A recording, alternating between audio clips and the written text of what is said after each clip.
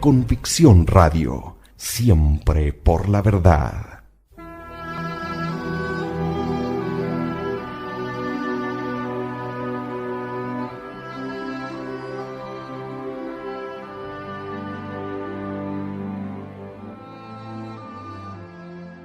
Demostración de la divinidad de Jesucristo y de la religión cristiana. Separada de la obra La religión demostrada, del padre Hilaire.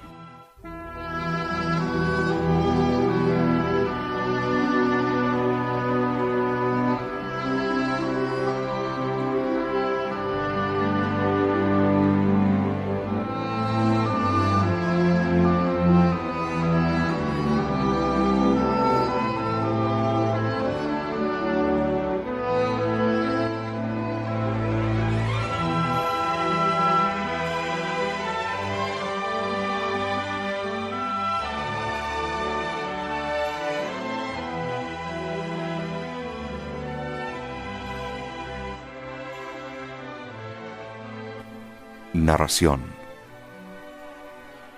Llegada de San Pedro a Roma, bajo el reinado de Claudio, el año 42 de nuestra era, un viajero cubierto de polvo y abrumado por el cansancio de un largo camino, llegaba a la entrada de Roma, cerca de la puerta naval.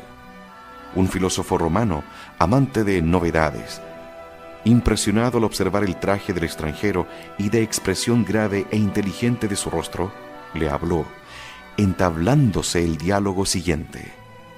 El filósofo: extranjero, ¿de dónde vienes? ¿Cuál es tu país? Pedro: vengo de Oriente y pertenezco a una raza que vosotros detestáis, a la que habéis expulsado de Roma. Mis compatriotas se encuentran relegados al otro lado del Tíber. Soy judío de nación, nacido en Betsaida de Galilea. El filósofo: ¿qué es lo que te trae a Roma? Pedro: vengo a destruir el culto de los dioses que vosotros adoráis y haceros conocer el único verdadero Dios que no conocéis. Vengo a establecer una religión nueva, la única buena, la única divina. El filósofo: a fe que esto es algo nuevo. Hacer conocer un nuevo Dios, establecer una religión nueva. La empresa es grande, pero ¿cuál es el Dios desconocido de que hablas? Pedro: es el Dios que ha creado el cielo y la tierra. Es un solo Dios en tres personas, Padre, Hijo y Espíritu Santo. Dios Padre ha enviado al mundo a su Hijo único, Jesucristo, que se hizo hombre sin dejar de ser Dios. Como hombre, fue al principio carpintero de una pequeña aldea, Nazaret. Vivió pobre. Murió en una cruz en Jerusalén para expiar los pecados del mundo. Pero resucitó al tercer día. Como Dios, tiene todo poder en el cielo y en la tierra, y me envía para deciros que todos los dioses del imperio no son sino falsas deidades introducidas por el demonio. Él es el único verdadero Dios a quien se debe adorar en todo el universo. El filósofo: por Júpiter, tú deliras. Tú querrías derribar los altares de nuestros dioses, que han dado a los romanos el imperio del mundo para hacer adorar en su lugar a un Dios crucificado. Pero ¿puede acaso imaginarse algo más absurdo, más impío? Pedro: no deliro. Dentro de poco vuestros templos serán un montón de ruinas, y en Roma no habrá más que un solo Dios, el Dios crucificado en Jerusalén. El filósofo: ¿y qué vienes a anunciarnos de parte de un Dios tan extraño? Seguramente tu religión debe ser cómoda, fácil y atrayente, puesto que esperas sustituir con ella la religión del imperio. Pedro: la religión que yo predico parece una locura a los hombres. Obliga a la inteligencia a creer misterios insondables y al corazón a domar todas sus pasiones. Condena todos los vicios que tienen templos en esta ciudad. Impone la práctica de las virtudes más difíciles, la humildad, la castidad, la caridad, la penitencia.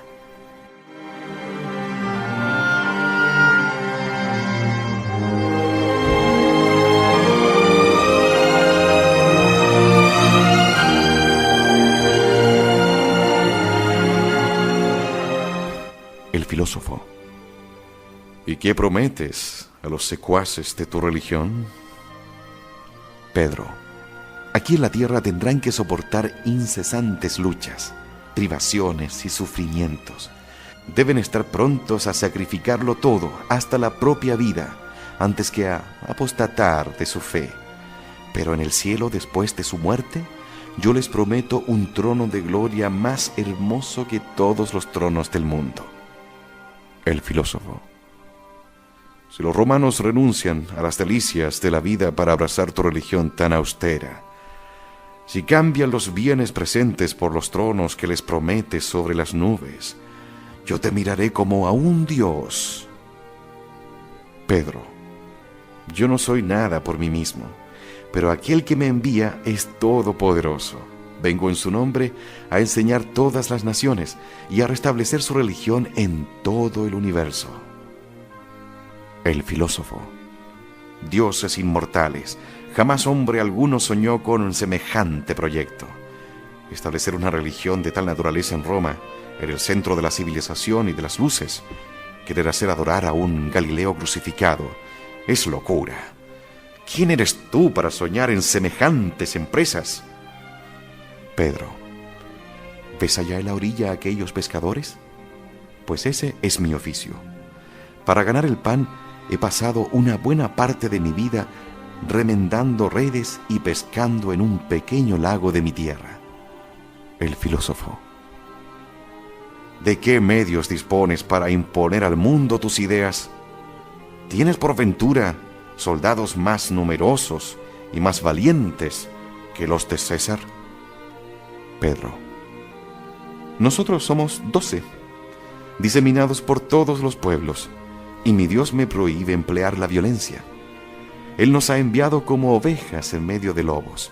No tengo más armas que esta cruz de madera. El filósofo. ¿Posees al menos inmensos tesoros para ganar discípulos? Pedro. No tengo ni oro ni plata. En el mundo no poseo más que este vestido que me cubre.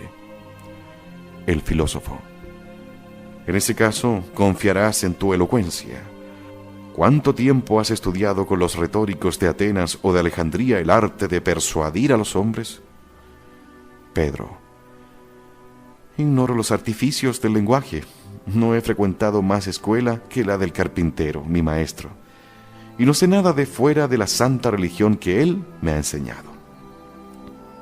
El filósofo. Pero, ¿esperas tú entonces que los emperadores, los magistrados, los gobernadores de provincia, los ricos y los sabios favorecerán tu empresa? Pedro. No, toda mi esperanza está en Dios. ¿Cómo podría yo contar con los ricos, los sabios y los césares? Yo mando a los ricos que desprecien sus riquezas, a los sabios que sometan su razón al yugo de la fe, a César que abdique su dignidad de gran pontífice y acate las órdenes de aquel que me envía. El filósofo. En tales condiciones, fácil cosa es prever que todo estará contra ti. ¿Qué intentas hacer cuando tal suceda? Pedro. Morir en una cruz. Mi divino maestro me lo ha predicho. El filósofo. Verdaderamente esto es lo más verosímil de todo cuanto acabas de decirme. Extranjero, tu empresa es una locura. Adiós. El romano se va, mientras, hablando consigo mismo, dice: pobre loco. Es una lástima que este judío haya perdido la cabeza. Parece una persona respetable. Pedro besa su cruz de madera y penetra en Roma. Allí, a pesar de los sacerdotes, a pesar de los filósofos, a pesar de los césares, funda la religión de Jesucristo.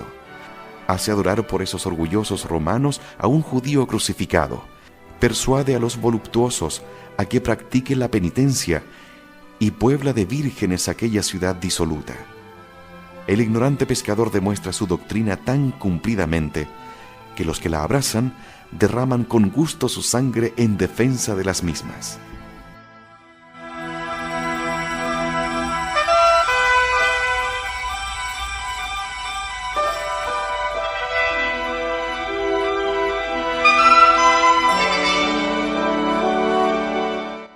Algunos años más tarde, el apóstol extiende sus brazos en la cruz que ha predicado. Su muerte fija para siempre en Roma la sede de su imperio. Después de su martirio, la cátedra desde la cual ha enseñado nunca queda vacante. Durante 300 años la espada de los Césares hiera a todos los que la ocupan, pero su 32º sucesor bautiza al César y enarbola la cruz sobre el Capitolio. En adelante, la cruz de madera llevada a Roma por Pedro reinará sobre el mundo. Stat crustum volvitur. ¿No es esto un milagro? Un pescador triunfa de todo el poder romano encarnizado en destruir su obra, y el mundo adora a un judío crucificado, bajo la palabra de 12 pescadores de Galilea. Esto no era humanamente posible, y sin embargo ha sucedido. La locura de la cruz ha triunfado de todo el universo. He aquí el monumento inmortal de la divinidad del cristianismo. El dedo de Dios está ahí.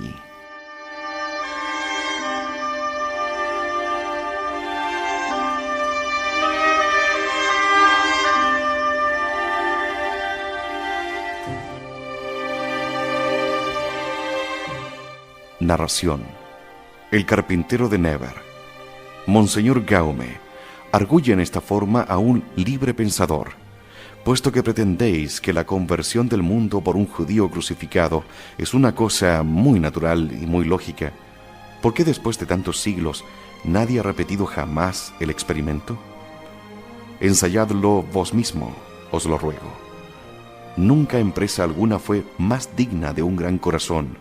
Vuestra filantropía, vuestra compasión por el género humano, doblegado bajo el yugo de la superstición, os prohíben rehusar el experimento propuesto.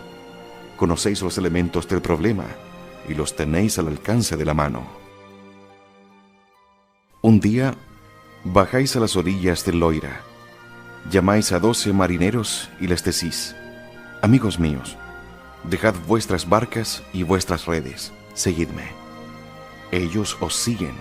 Subís con ellos a la inmediata colina, y apartándolos un poco, los hacéis sentar sobre el césped y les habláis de la siguiente manera: vosotros me conocéis, sabéis que yo soy carpintero e hijo de un carpintero. Hace 30 años que trabajo en el taller de mi padre. Pues bien, estáis en un error. No soy lo que vosotros pensáis. Aquí donde me veis, yo soy Dios. Yo soy quien ha creado el cielo y la tierra. He resuelto hacerme conocer y adorar en todo el universo hasta el fin de los siglos. Quiero asociaros a mi gloria. Aquí tenéis mi proyecto. Empezaré recogiendo, durante algún tiempo, las campiñas de Nerves, predicando y mendigando. Se me acusa de diferentes crímenes, y yo me ingenio de tal modo que me hago condenar a muerte y conducir al cadalso. Ese es mi triunfo. Algunos días después de mi muerte, vosotros reconoceréis las calles de Nevers. Detenéis a los que pasan y les decís: oíd la gran novedad. Aquel carpintero que vosotros conocíais, que ha sido condenado a muerte por el tribunal y guillotinado en estos últimos días, es el Hijo de Dios. Él nos ha encargado de decírselo y de ordenaros que lo adoréis con nosotros. De lo contrario, iréis al infierno. Para tener la dicha y el placer de adorarle, todos vosotros, hombres y mujeres, pobres y ricos, debéis empezar reconociendo que vosotros y vuestros padres y todos los pueblos civilizados no habéis sido hasta aquí más que unos idiotas, y que os habéis engañado al adorar groseramente al Dios de los cristianos. Después debéis arrodillaros a nuestros pies, decirnos todos vuestros pecados, aun los más secretos, y hacer todas las penitencias que nos parezca bien imponeros. Luego os complaceréis en dejar que se burlen de vosotros y os insulten, sin decir una palabra. Consentiréis que os encarcelen sin oponer la menor resistencia, y finalmente os entregaréis para ser decapitado en una plaza pública, creyendo allá en lo mismo de vuestro corazón que nada más grato podía aconteceros.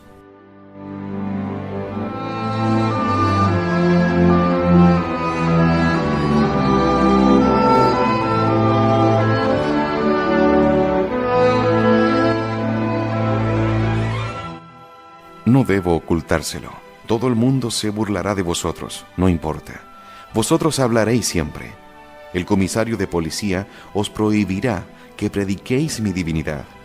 Vosotros no le haréis caso y seguiréis predicándola con doblado fervor. Os arrestarán nuevamente, os azotarán. Dejaos azotar. Finalmente, para imponeros silencio, os cortarán la cabeza. Dejaos cortar la cabeza. Entonces todo marchará a las 1000 maravillas. Cuando esto haya sucedido, habremos obtenido un triunfo completo. Todo el mundo se querrá convertir. Yo seré reconocido como el verdadero Dios.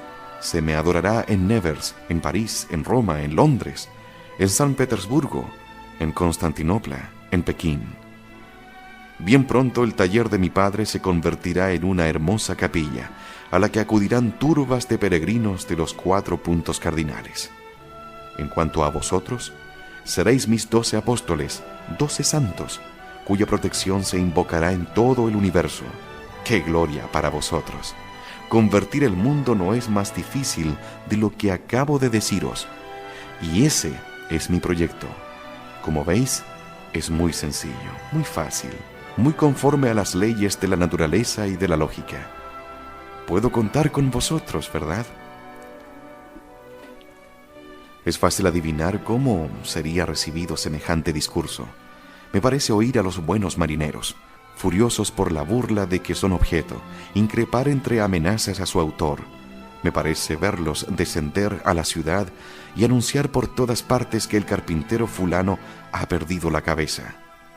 Y no me extrañaría oír que ese mismo día de los homenajes divinos gozaría del privilegio indiscutido de ocupar el primer puesto entre los locos.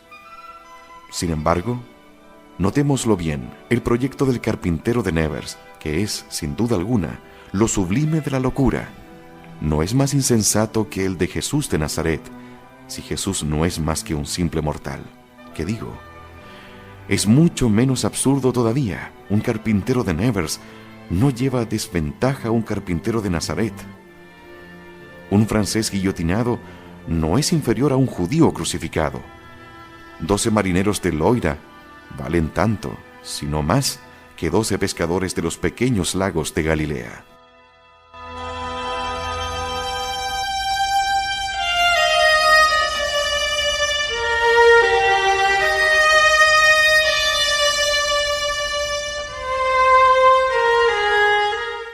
Hacer adorar a un ciudadano francés del siglo XIX es menos difícil que hacer adorar a un judío en el siglo de Augusto. En el primer caso, solo sería preciso apartar a los pueblos de una religión contraria a todas las pasiones. En el segundo caso, era necesario arrancar a los pueblos de una religión que halagaba todos los malos instintos del hombre. Así pues, cuando se quiere explicar el establecimiento del cristianismo por causas humanas, se llega con la mayor facilidad al último grado de lo ridículo. Y sin embargo, no hay efecto sin causa. Haga lo que quiera el incrédulo, el cristianismo es un hecho, y este hecho importuno se yergue ante él con toda su sublimidad. Sí, pues, no hay causa humana que pueda explicar el establecimiento del cristianismo. Hay que reconocer una causa divina.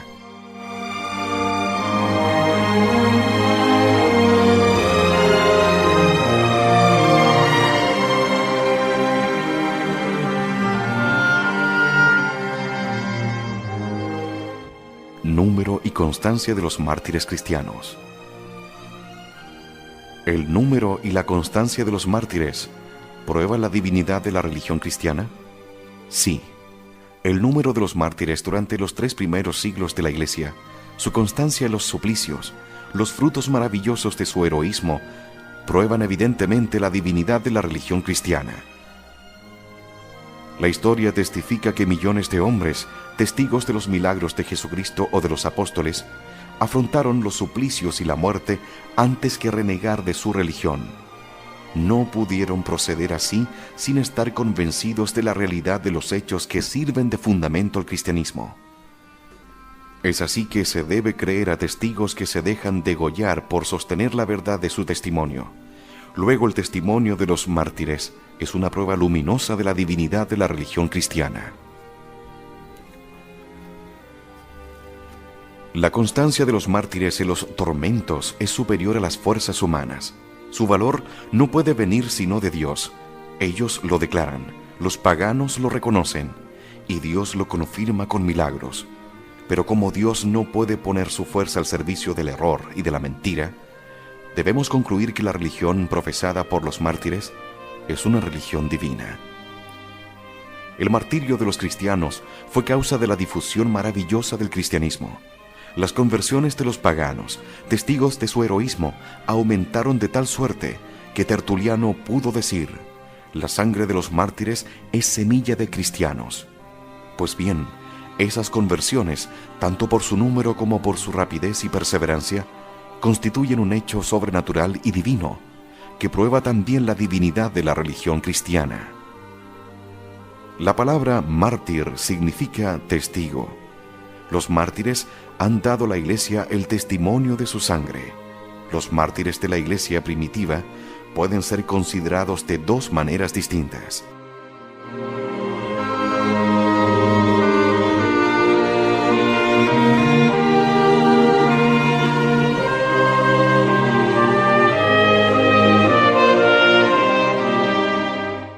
En su aspecto puramente natural, y entonces son testigos oculares o de los milagros de Jesucristo, como los apóstoles y los discípulos, o de los milagros obrados por los apóstoles. Su testimonio es una prueba humana invencible de la realidad de los hechos que sirven de fundamento al cristianismo. En su aspecto sobrenatural, los mártires muestran un valor que supera las fuerzas humanas. Su constancia constituye un milagro del orden moral, como la profecía constituye un milagro del orden intelectual y la resurrección de un muerto un milagro del orden físico. Así considerada, su constancia es una prueba de autoridad divina en favor de la religión cristiana, porque Dios nos presta su apoyo para sostener la mentira.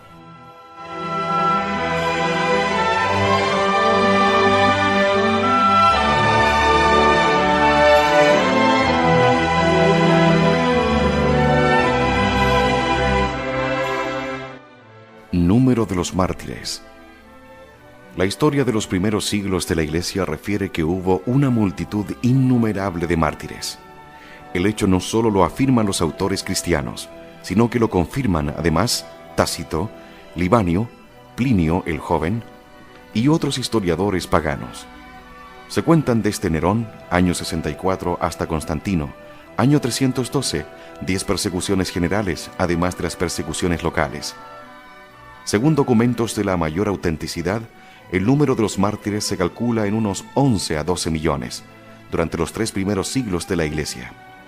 La última persecución, ordenada por Diocleciano, fue tan violenta que este emperador creyó haber borrado el nombre cristiano de la sobrehaz de la tierra, como lo prueba el hecho de haber mandado acuñar una medalla con esta inscripción: Nomine Christianorum de Leio.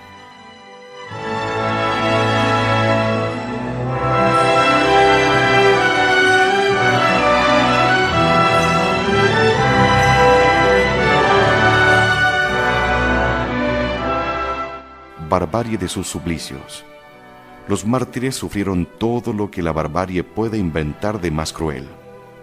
Fueron extendidos con el potro, flagelados con azotes de cuero provistos de puntas emplomadas, desollados vivos, desgarrados con tenazas o garfios de hierro, quemados con antorchas, crucificados, devorados por los tigres y los leones, cubiertos de planchas de metal calentadas al rojo, sumergidos en aceite hirviendo, asados a fuego lento en parrillas, en fin, según la frase de Tácito, torturados con los tormentos más refinados. Exquisitissimis poenis.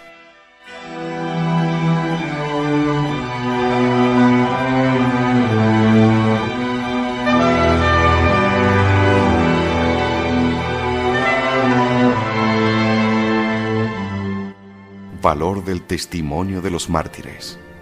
El testimonio de los mártires es una prueba evidente de la divinidad del cristianismo, y de ello es fácil convencerse con solo considerar el significado de la palabra mártir, que quiere decir testigos, y la naturaleza de las pruebas que debe tener una religión revelada. Tal religión debe demostrarse con hechos, porque se trata de saber si Dios ha hablado a los hombres y si los enviados de Dios han comprobado su misión divina por medio de milagros. Ahora bien, en todos los tribunales del mundo, los hechos no pueden ser probados más que por el testimonio inmediato o mediato de personas fidedignas. Varios testigos dignos de fe bastan para establecer la certeza de un hecho.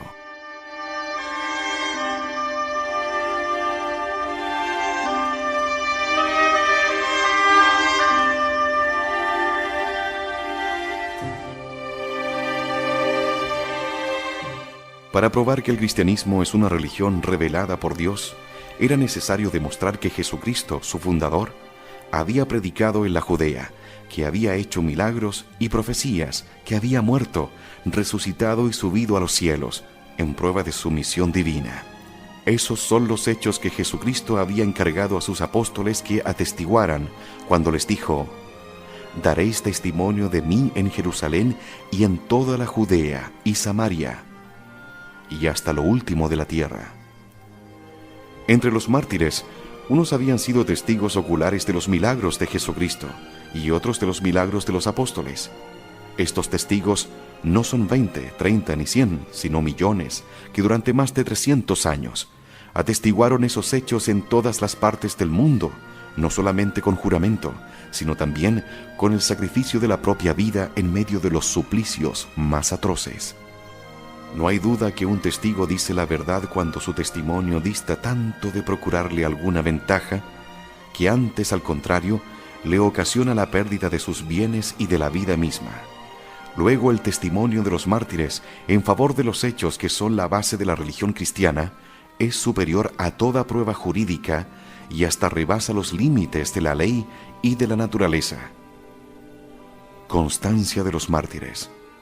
Una muchedumbre inmensa de cristianos de todas las nacionalidades y condiciones, de todas edades y sexos, aceptan libremente las torturas más horribles antes que renegar de su religión. Esta muchedumbre es pacífica y mansa. Nada se descubre en ella que recuerde el fanatismo de los partidos políticos, de las sectas secretas, de las sublevaciones populares. Sus tormentos son espantosos, sus verdugos implacables, sus jueces inflexibles, y nada es capaz de debilitar su constancia, nada puede agotar su paciencia, nada alcanza a alterar su dulce y modesta resignación. Interrogados, hablan con tal prudencia, firmeza y oportunidad que justifican la promesa que les hiciera el Salvador de su divina asistencia. Tranquilos y sonrientes, fijos los ojos en el cielo, expiran orando por sus verdugos.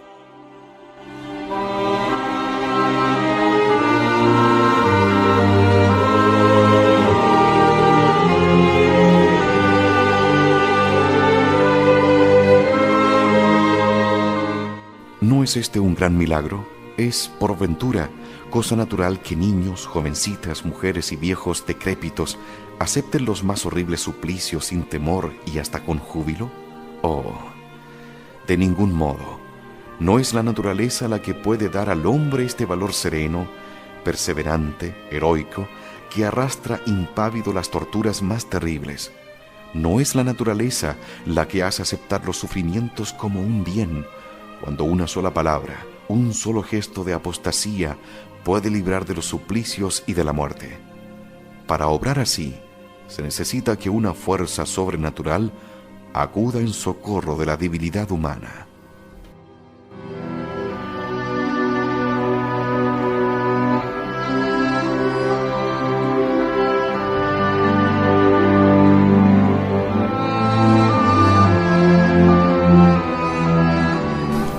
No se puede invocar el amor a la gloria, la vana esperanza de los bienes futuros, y menos todavía el fanatismo.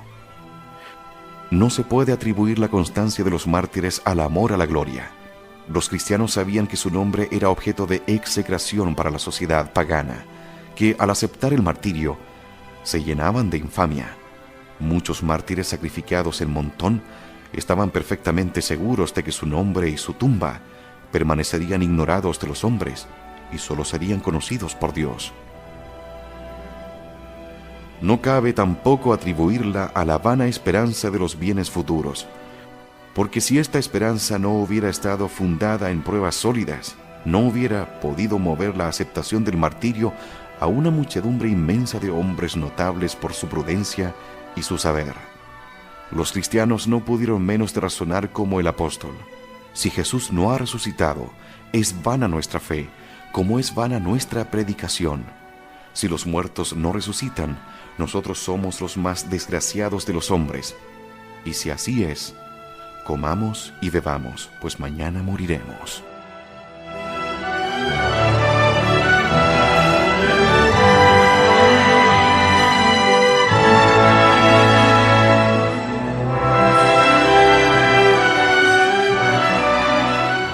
Menos aún es posible atribuir la constancia de los mártires al fanatismo. No hay ni sombra de analogía entre el fanatismo y el valor de los mártires. El fanatismo es fruto de la ignorancia y del error. El valor es hijo de la luz y de la verdad. El fanatismo muere por una creencia en que no ha reflexionado bastante y por opiniones personales desprovistas de pruebas. El mártir, al contrario, da su vida para atestiguar hechos ciertos o en favor de creencias de las cuales posee pruebas decisivas. Para el fanático, el suplicio no es más que una desgracia inevitable, un ímpetu de desesperación, el incidente de una lucha. El mártir, al contrario, abraza el suplicio por elección espontánea y meditada. En el fanatismo, el valor tiene su origen en la exaltación y en la vanidad. Es un leopardo que, al caer, quiere gozar el placer de desgarrar las carnes del que le abate. El mártir católico lleva el perdón en su corazón, la ternura en la mirada, la bendición en los labios. Su valor nace de su ardiente amor a Dios, a Jesucristo y a su Iglesia. Finalmente, el fanatismo no es más que una debilidad temporal y local. Nunca ha contado más que un reducido número de víctimas, mientras que la Iglesia Católica ha producido, en 19 siglos, cerca de 30 millones de mártires.